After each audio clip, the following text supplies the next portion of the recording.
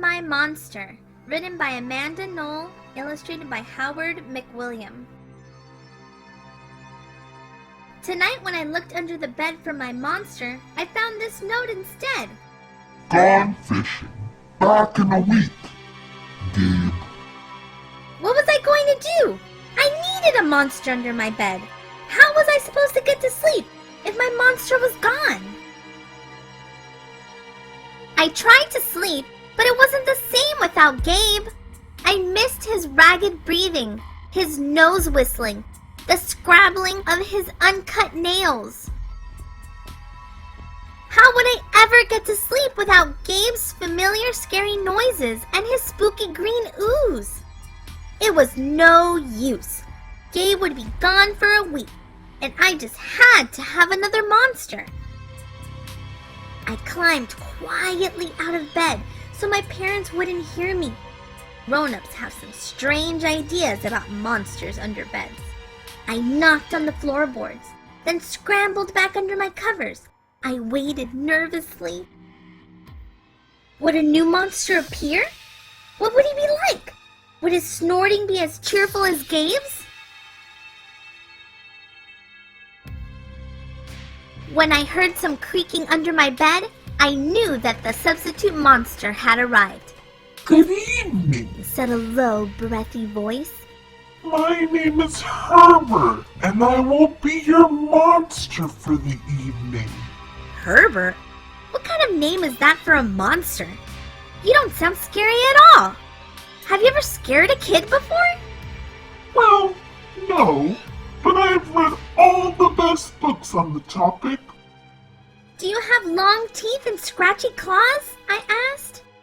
No, but I have an overbite, and I'm a mouth breather. Listen.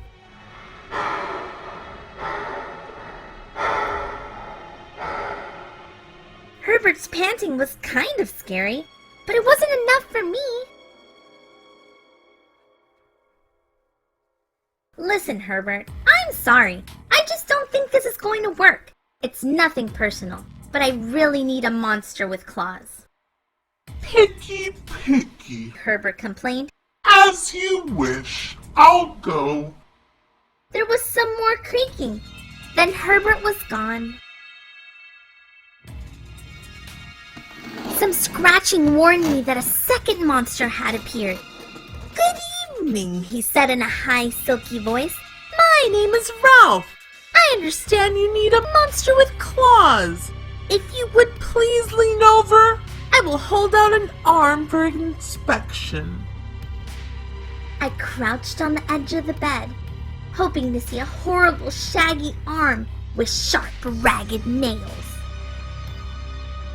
Instead, I was surprised to see sleeky brush fur with smooth, shiny claws. Excuse me, I don't mean to be rude, I asked, but is that nail polish on your claws? Yes, it is, Ralph replied. I believe professional monsters should always be well groomed. I could tell that this was not going to work either. I'm sorry to disappoint you, Ralph, but I need a monster with scary claws. Like Gabe's, I thought. I heard some more scratching, and I knew Ralph was gone. A minute later, a third voice from under the bed rasped. Check out these claws, kid. I gathered my courage and peered over the edge. The claws were impressive, jagged, and dark, and razor sharp. So far, so good. I was a little nervous. Could you stick out your tail? I whispered. Sure, but don't get scared. I peeked through my fingers at the slimy tail slithering over the foot of my bed. That's when I noticed the bow. Are you a girl monster? Of course I am. She snapped. I'm Cynthia. Do you have a problem with that? Yeah, I do, I admitted. I definitely need a boy monster. Boy monsters are for boys, and girl monsters are for girls. Everybody knows that. Well, aren't you a picky one? She sniffed, and then she was gone. Was I being too picky? No! I knew that my monster needed to be well-clawed and menacing. The whole point of having a monster, after all, was to keep me in bed, imagining all the scary stuff that could happen if I got out. Then I heard a shuffling noise and some slobbering. A fourth monster was under my bed. Hey, the name's Mac. One look at his claws proved that Mac was a big, scruffy boy monster. I shivered. Maybe this one would work out. Those are excellent claws.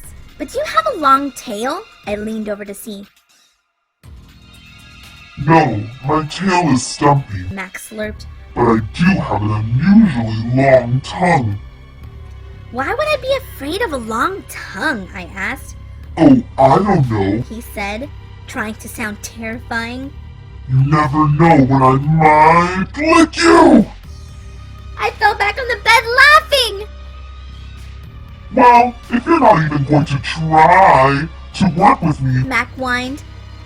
I held in my giggles. I really don't think you should send me away. He warned. Kids who reject 5 monsters in one night. I did not reject 5 monsters tonight, I interrupted. My regular monster went fishing. Fishing, eh? Maybe you just left because you're so picky. Fine, I'm out of here. But I wouldn't expect another monster tonight if I were you. How was I ever going to get to sleep without my monster?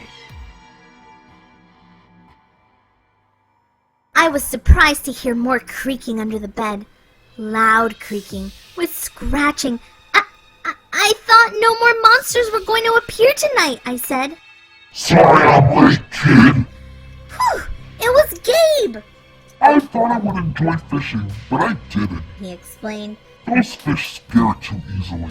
No challenge at all. You, however, are challenging, my friend.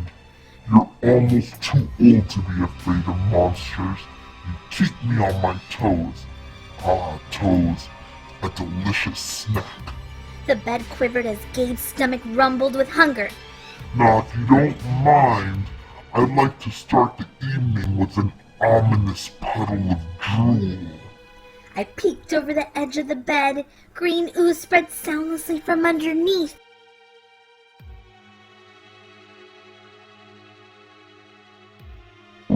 Then the bed trembled as Gabe unfurled a spiky tail. He was daring me to guess where he might pop up. I shivered. So, you had some substitute monsters tonight? Gabe said, sharpening his claws on my bedpost. Were you scared? Then Gabe started tapping. I could tell he wanted to know if I still needed him.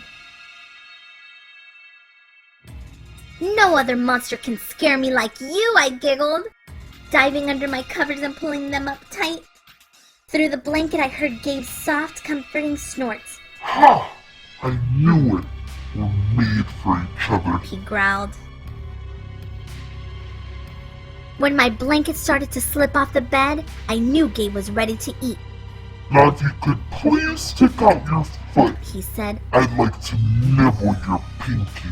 I yanked my blanket back up and scrunched my feet in so Gabe couldn't get them. No toast tonight, but you can have this, I offered, pushing a pillow off the bed. I didn't even hear it hit the floor.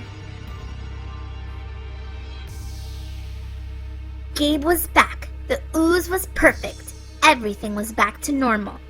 I shivered again. I'd be asleep in no time. The end.